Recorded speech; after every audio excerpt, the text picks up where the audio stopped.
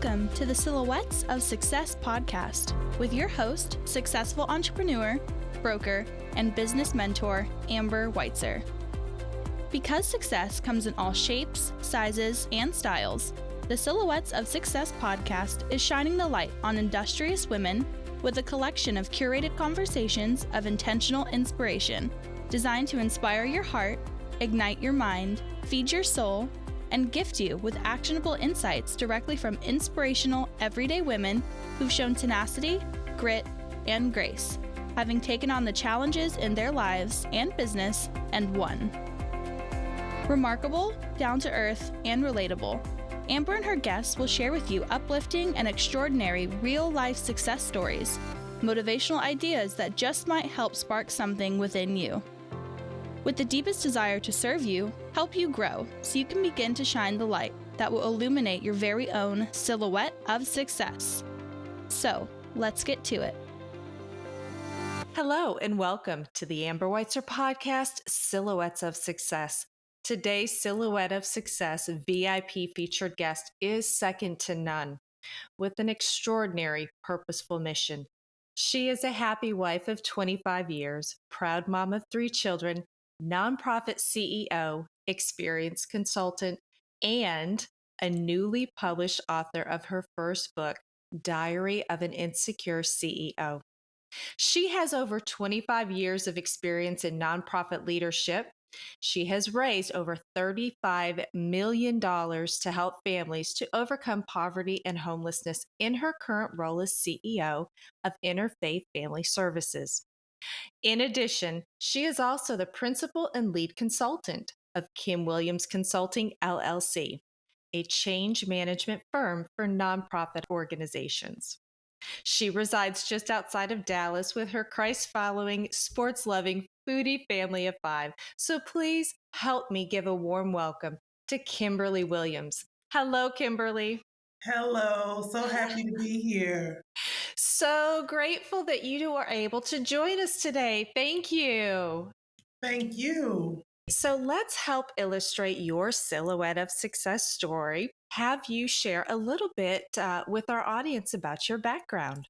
So I have been in the nonprofit sector for about 25 years. I grew up here in Dallas, went to Skyline High School in DISD, and graduated from the University of North Texas in Denton. So I've been in Dallas or the Dallas area pretty much my entire life.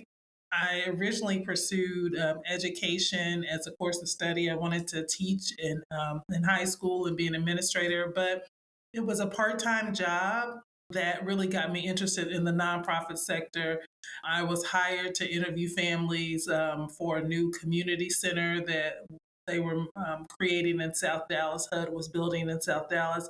And as I interviewed families that lived in a public housing complex, I really became passionate about providing those families with the tools that they needed to be successful. I saw so many of their thoughts and their dreams and their hopes were so similar to mine. What they lacked was a support system that I was blessed to have. And I don't know, I became really passionate about filling in those gaps so that they could be properly supported and have the same opportunities to pursue their dreams that I had. What a gratifying experience. And you're blessed that you were able to identify that. So many people, we might see different things and participate, but not be able to really have a path or see that vision of where you want to go. So what a blessing for you. It was. It was a lot less clear at the time, but retrospect changes things. Hindsight is 2020, but I just know that there was just a passion to provide help and support to people that I felt deserved it, but for a variety of circumstances, just had not been able to receive it. How long have you been with your current? 10 years here at Interfaith. Okay. Yeah. We did a community, service day there for a leadership group. And that's when I, of course, met you. And one of my most favorite photos, well, there were so many that day we took, but I had to go back and look. And it was high up. And I don't know if it's still there, but it was almost, it was a quote. It's, "This house is where families are healed." Is that still up there? It was stenciled. If it was in our Hope building, it Uh-huh. is, but if it Yeah. was in another building, it is not, since we had to demolish a couple of our buildings to build our new facility.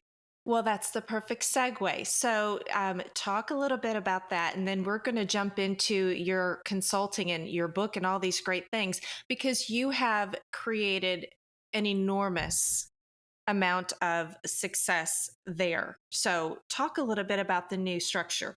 So, what we wanted to do here at Interfaith, our focus is to help working poor families, particularly single mothers. 96% of the families we serve are headed by single mothers, overcome homelessness and poverty. And what we found is that hardworking single moms can spiral to homelessness quickly when there's a job loss or a crisis that causes them to miss work, or even sometimes when there's a separation or divorce and they have no other means of support. So, what we found is that by providing adequate childcare and after school care and housing or rent assistance while they're in crisis, coupled with financial coaching to help reduce debt and build savings, or career training to help elevate wages, that those moms could quickly get back on their feet. And not only that, but to develop a long term plan for stability and success. And so, what we wanted to do was to create Dallas's first kind of one-stop shop for working poor families. So now we own the block here in East Dallas off of Hope and Greenville. And we have two three-story facilities dedicated to helping both parent and child overcome poverty and homelessness. One is an adult education facility that has career training, financial coaching, a gym, a demonstration kitchen for healthy cooking classes, as well as a boutique for professional attire, in one building in our three-story building. And then across the way in our youth services building, we have childcare and after school and summer programming for children 0 to 18. On one site or one campus, we have everything mom and child need to succeed. And it's directly across from the apartments that we own where we house homeless families. So it was an $11 million capital campaign that took about 3 years to complete and another year to complete construction. But we opened in September of 2019, and we have been serving families here at this new location ever since. Oh my gosh. So, is that what we would call God sized dreams and goals? Most definitely. And it's an amazing to walk in every day and just see this goal realized and have had a vision when it was just a vision on a piece of paper. No funding, no construction team, no nothing, just a vision that God gave and faith and a lot of wonderful people that also believed. And 4 years later, it's a reality paid in full, and it's pretty awesome. It is awesome. And we'll share all of those links for our audience to go and just see all of the magnificent things that you all are accomplishing. So, it's just beautiful. Beautiful. Yes. All right, milady. So, in addition to that, it is all about you and sharing your silhouette of success because you right now over the last, I don't know, you'll fill us in, but I've been watching. You are just doing some great things and you've got some exciting accomplishments, obviously, since we connected last, to include your new book and then the Yeah. launch of your business. So tell us more. So I have, when I took this job at Interfaith, I'd always had a consulting company on the side. It actually started from that first job I told you about where I was Uh-huh. interviewing those families. I ended up 4 years after starting that part-time job, I was named the executive director at the age of 27. So that was my first leadership job.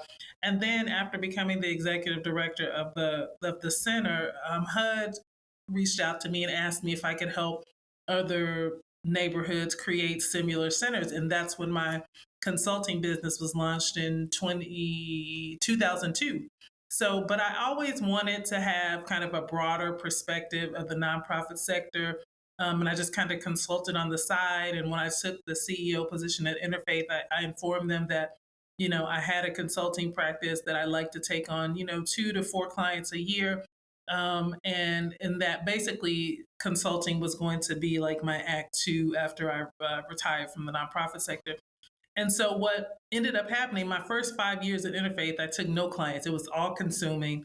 And so I kind of put it to the side. And then once we got interested in the capital campaign and started that, I also waited an additional 3 years before I started taking clients again.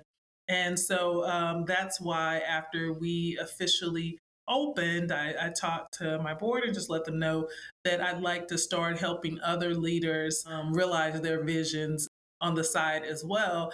And so I really kind of relaunched my consulting practice, Kim Williams Consulting. And so in doing that, I was blessed to have the Georgia Faye Young Foundation come alongside, really excited about the work that we did at Interfaith and say, hey, maybe you can help some other nonprofit leaders, particularly women, female leaders, and then leaders of color, make huge turnarounds in their organizations as well using the methods that you use to do that for Interfaith. So that's when I started partnering with them, and I'm working with 4 organizations right now, helping them to develop a vision and strategy for the future. Whoa, you said act two. Wow, I can't wait to see what you do in act three. Because you're just getting started. Wow. Well, it sounds like it was more organic to where the timing for you to launch this again, the aspirations of that were always there and have always been there because it was really what you were doing before. Right. I think, one of the things that I have learned is that, one of my favorite scriptures says that God gives you the will and the do of his good pleasure. Feel is that, there's times that God will put something in your heart, but it's for the future. You have to gain the experience, you have to gain the training, the education to do it well.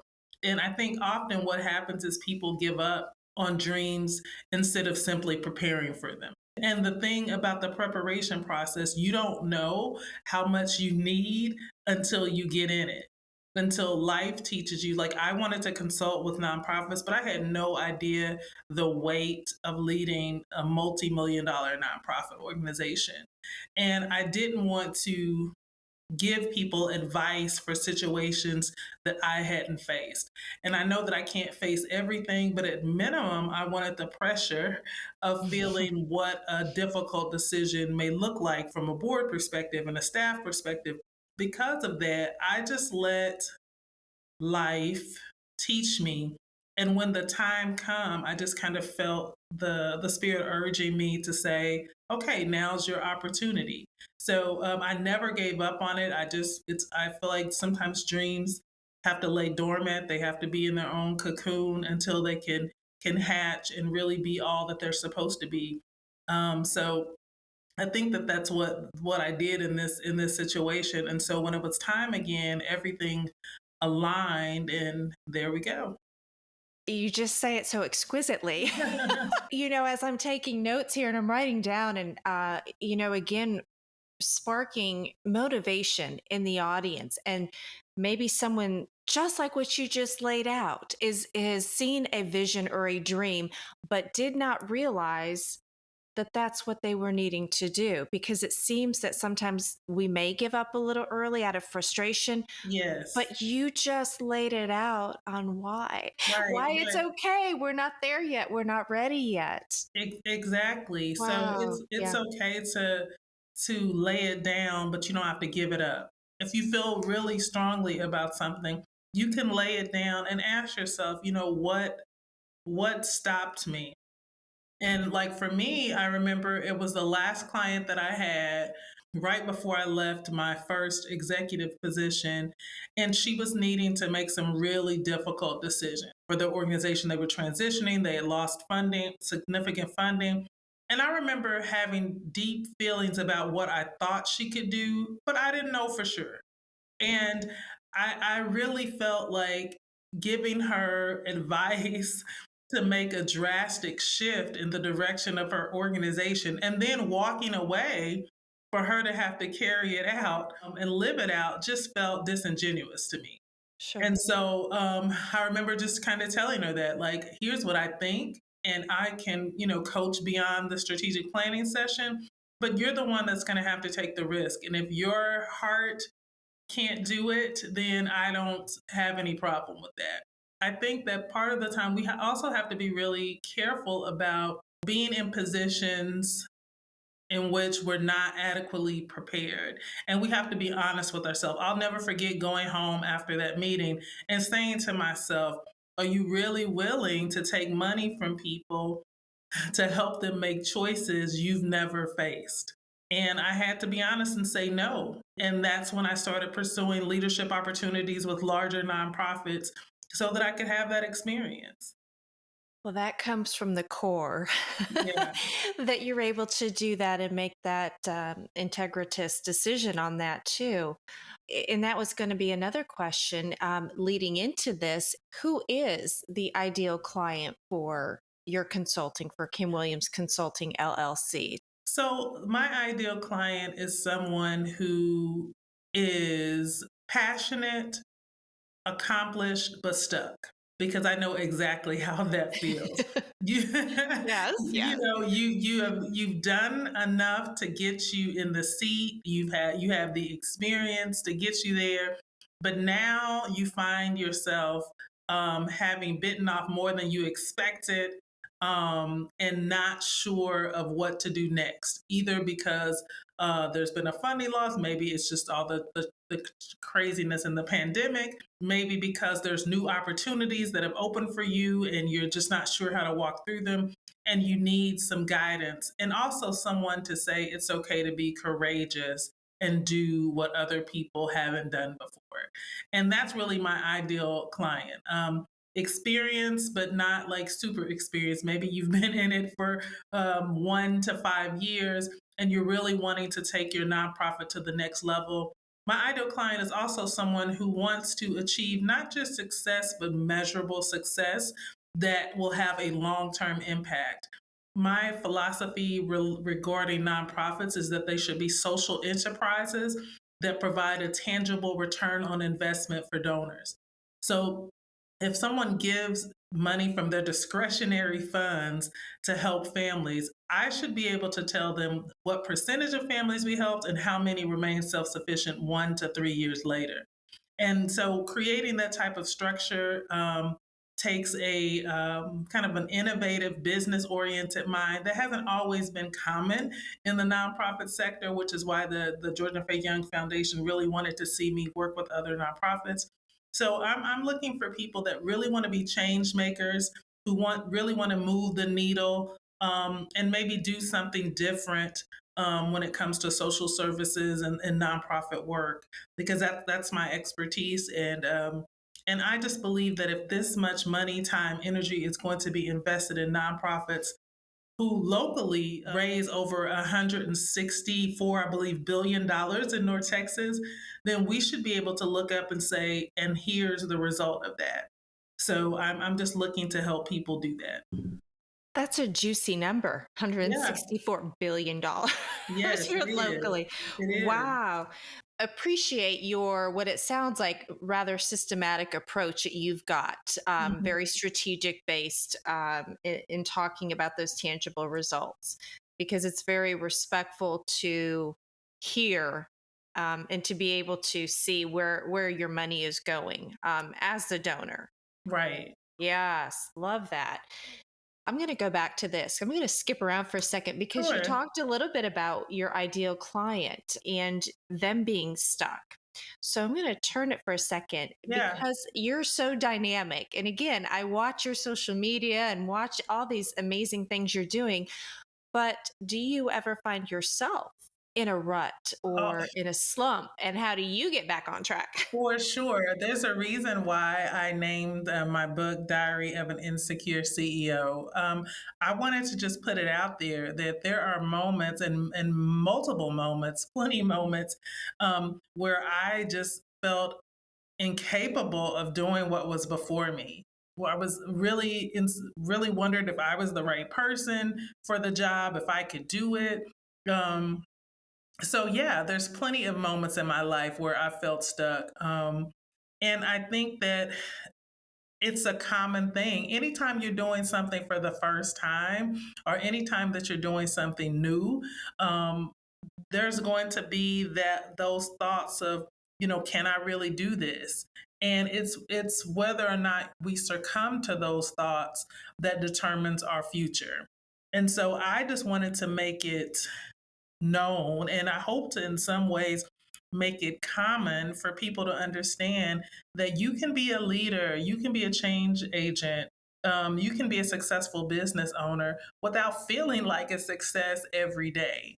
And in fact, you can be successful in the face of tremendous failure or problems or mistakes as long as you don't give up. And so that's it's been plenty of moments where I felt like I'm in the wrong place. In fact, my first day at Interfaith, I was like, I think God is playing a trick on me. Um, because it just did not go like I thought. It was just no one wanted me there. They had hoped for an internal candidate to get the job, and when she didn't, they made it really, really clear that they weren't happy to see me. And so I was just like, wow, this does not feel like I thought my first CEO position of a multi-million dollar nonprofit would feel. And it would be years before I became comfortable in my role. So that's one of those situations to where, again, anyone that would look now and see the optics, right, of where you are and what you've accomplished would have no idea what was behind the curtain and the years of tireless Yes, work and tears and all of those things and just, yes. fighting the good fight. So, um, when did you decide, or when did it really come to you or reveal itself to you to write your book? And talk a little bit about your book. So I am in the process. In fact, next week we'll wrap up the filming on a documentary about leadership and leaders of color that should come out this fall or early next year. And I was in the process of doing my interview for that it really hit me that it's time for me to write the book. I'd wanted to for like 5 years. Um, and one day after, talking to the production team, and I had gotten up for my normal morning prayer, it just hit me that this is the time. I felt like God was saying it's time to write it now. And my schedule, as you can imagine, is just packed, not only because I'm a CEO and a business owner, but because I'm a wife and I'm a mom of two adult sons, and my daughter's 13 tomorrow. And they're all athletes, really, really busy. So I was like, when can I write a book? um, but when I felt this really strong urge, which is something else I tell people all the time, you can have an idea, but wait on the grace to carry it out. Mm. So I felt this really strong urge, like now's the time. And so I told my husband, I feel like I need to take off a week or maybe two and write this book. And it was the summertime. My daughter had a volleyball tournament that she needed to go to for a week. And so I was like, let's let her go to the tournament. And this time I'm staying home. And that's unusual for me. I never miss my kids' activities. In fact, I can't remember, but twice in my children's life, with one son 25 and one soon to be 21, that I've ever missed a game. And that's twice in all their years, and they've been playing since they were 5. So it was very unusual for me to miss anything, but I felt this urge to do it now. And in a week, I wrote 15 chapters. And I put a time frame on it. I sat in my home office and just cranked it out. Ate snacks, cranked it out, ate some more snacks, and kept writing. Watched my daughter play on the iPad next to me, kind of, and then kept cranking it out. So I just set aside the time to do it. I felt like it was time to do it. I felt like the story was still fresh, and it had been revived because of the taping of the documentary. And so I did it. Okay, jaw dropping. Yes, I was visualizing you in there. I can just see it. I can see Yeah. it. Wow, you had some serious light and power funneling through you. For sure. For You sure. sure did, especially 15 chapters. Yes, yes. And that goes back Oh, to what we were talking about before about preparing. But what prepared me was years of writing weekly blogs that were 4 to 5 paragraphs. Blogs that it was like, is anybody reading this? Why am I doing this? Like, yeah. what's the purpose? But Mhm. I'll never forget, like, I would start and stop. I would start and stop. And one day I was just praying about it. And it was like, Kim, just be faithful. Be faithful for faithful's sake. Just be consistent. And so I promised myself the year before I actually wrote the book, I said, this year I'm writing every week with the exception of Christmas break, and I'm going to take a break in the summer. I'm going to produce a blog every week. And for a full year, I did it. And I didn't pay attention to how many people read it, and I didn't pay attention to, I just produced it. And it was that discipline that led to, unbeknownst to me, because if anyone would have told me you're going to write a book next year, I would have been like, I don't think so. But it just, out of that discipline of just doing it because I loved it, because I wanted to be helpful to the 2 or 3 people who might read it, that set me up for this. It helped me find my voice and my writing rhythm. And who knew? And I think it just goes back to that whole be faithful over a few things. We so miss that. Don't despise the days of small beginnings. We so miss that. When they're really the most powerful moments that set us up to be prepared for when big doors open. It's a wild ride sometimes, isn't it? It is. It is. It is. Especially when you're able to stop and look back and put the pieces together like you just did. When we're Yeah. able to look and you think, okay, all right. And Yeah. it's not about the vanity of the metrics, right? When we see Right. all this, so it's really not, because the bigger picture is where you're headed, and we might not know it at the time in the preparation. Mm, It's so true. I mean, think wow. about it. Some of Yeah. your most, I know for me, some of my most meaningful moments were interactions that were like one on one, or I remember getting ready to drop out of college because I didn't know how I was going to finish, and just sitting in the student center. And I swear they were angelic. I'm sure they were just a normal student, but in my mind, an angelic person was like, let me walk you over to financial aid. And they waited with me until a counselor came, and I never remember seeing them again. And that's how I finished paying for college. Like, these one little moments that we Mhm, discount. If one person listens to the podcast, if 2 people read the blog, if you stop, like, God is setting things up. Even with the contract, it was one person that I'd had coffee with to welcome them in the nonprofit sector, set up a meeting with the foundation that underwrote my 4 consulting clients. So it's just being faithful and available and open. Show up. Show up. Yes, show up. Show up. Half the Tell, battle. tell them on the first day, you may not have wanted me, but you get me. Yes. I'm not going anywhere. Oh, wow. Good for you. All right, my lady. So, because of hiccups on my side, I want to be very cognizant and respectful of your schedule, but I don't want to shortchange this at all. So, let me ask you, was there ever a specific point in time, event, or key situation in your professional life that forced you to make a monumental shift within your business or career? And if you can think of something positive or painful, how did it help you grow? So I remember, right before we launched the capital campaign, it's funny, I had just started back blogging again, and we were hiring a consultant to help us manage the capital campaign. And some way, this consultant saw my blogs, and it got in his mind that I would learn how to run a capital campaign from him and then try to do it in my consulting practice. So he gave an ultimatum to me and my board and said, either I stop blogging and consulting or he won't take us on as a client, which was interesting. It was a Mm. very interesting dynamic. The things that women have to put up with, right? So you won't take our money if I don't stop blogging. That's what I Mhm, was hearing. So mhm, I remember sitting in that meeting and thinking, well, this is it. Like, I'm done trying to be someone else or be someone other people want me to be. This is me. This is what I'm doing.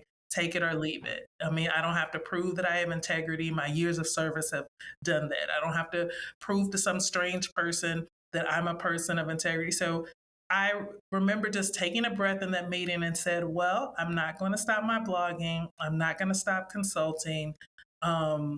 That's what it is. If my board wants you over me, then that's a decision I'm fine with them making. But this meeting is over. And so, and everyone looked, right? And so a couple of my board members were in the meeting were like, okay, well, thanks for your time. And the guy was looking like, what just happened? So, I mean, obviously we decided not to go with him, and we continued on, and I ended up managing the campaign by myself.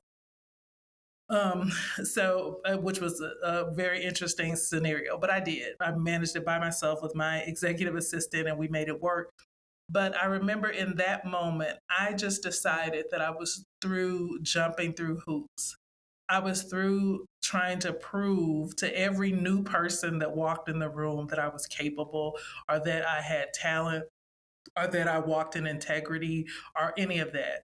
I felt like when I show up, I am what you see, you get what you get, but it is not up to me to prove myself.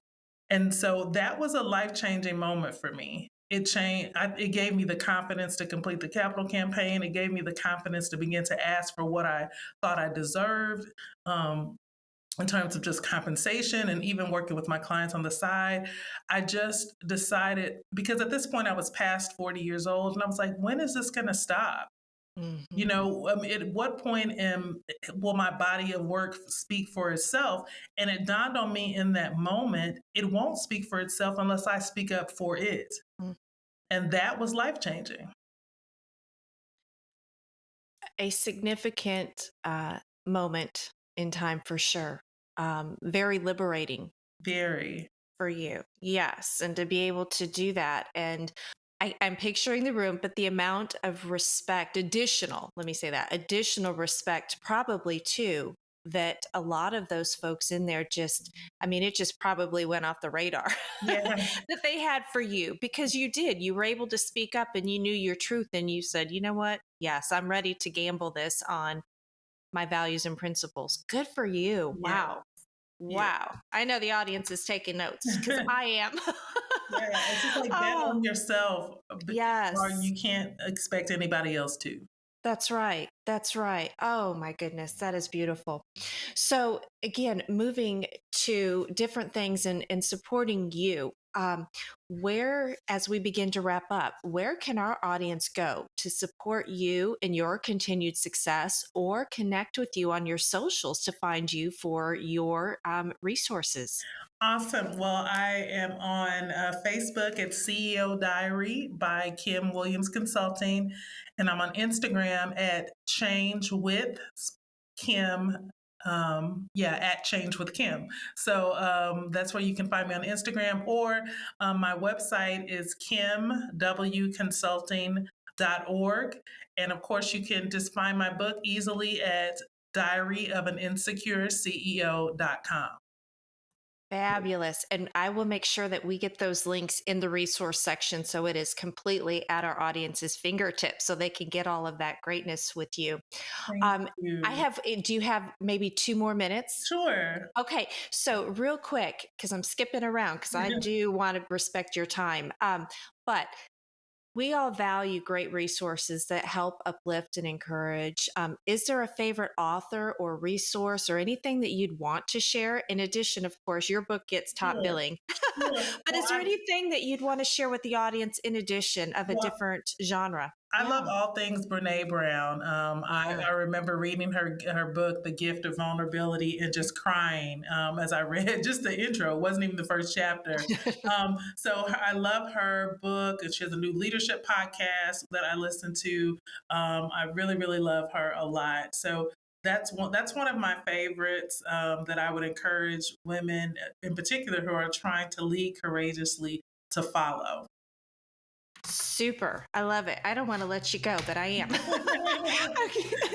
We're good. Oh, I'll have to reach out to you myself. So, All right, my lady. Well, thank you once again for sharing your silhouette of success with us. Again, I know you're just getting started, so we will follow you closely. But Thank it you, has been, Amber. it has been a true joy and a blessing that our paths intersected so many years ago. So I am just so grateful that we were able to spend a little bit of one-on-one time and then share you with the audience. Awesome. I'm such a privilege for me to be on. Thank you so much for having me. I appreciate you.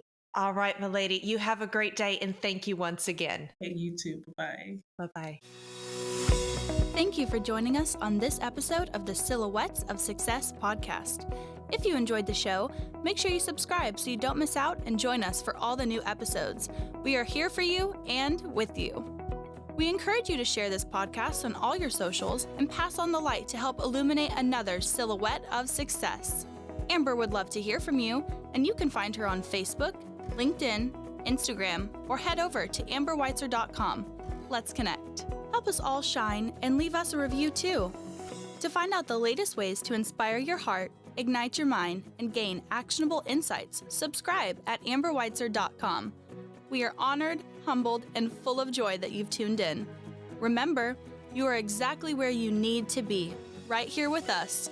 This is the Amber Weitzer podcast, Silhouettes of Success.